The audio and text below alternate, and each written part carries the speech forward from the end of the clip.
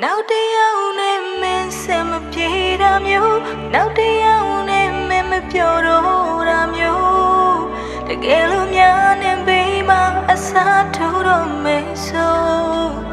ငါကိုတည်းရပေးပါဦး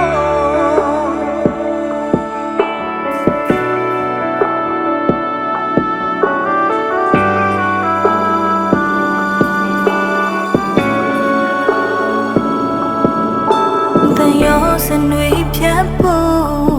နှလွယ်လွယ်ပြောတဲ့စကားလေးတွေအသေးလေးတွေခွဲလိုက်ရမှ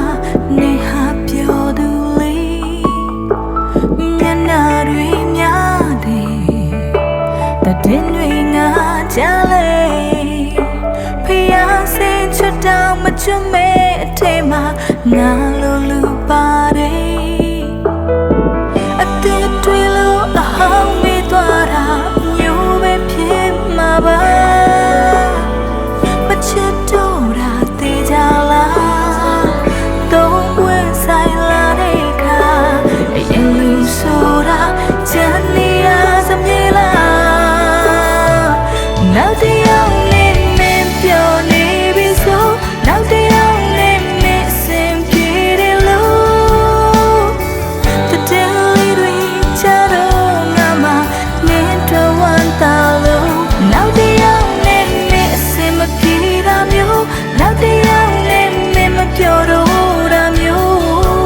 တကယ်လို့များမြင်ပြီးမှအစားထိုးတော့မယ်ဆို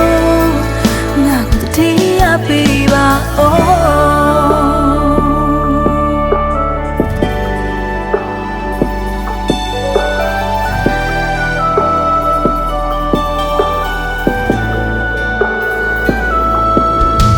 အပြစ်မမြင်ပါဘူးကွယ်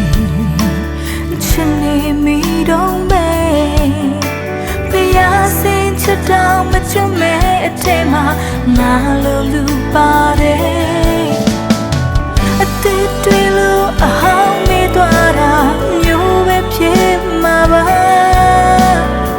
မချစ်တော့တာသိကြလားတော့ဝင်ဆိုင်လာတဲ့အခါအရင်လူဆိုတာချမ်းနေရစမြဲလားနောက်တယောက်နဲ့မင်းပြောနေပြီဆိုနောက်တယောက်နဲ့မင်းအဆင်ပြေတယ်လို့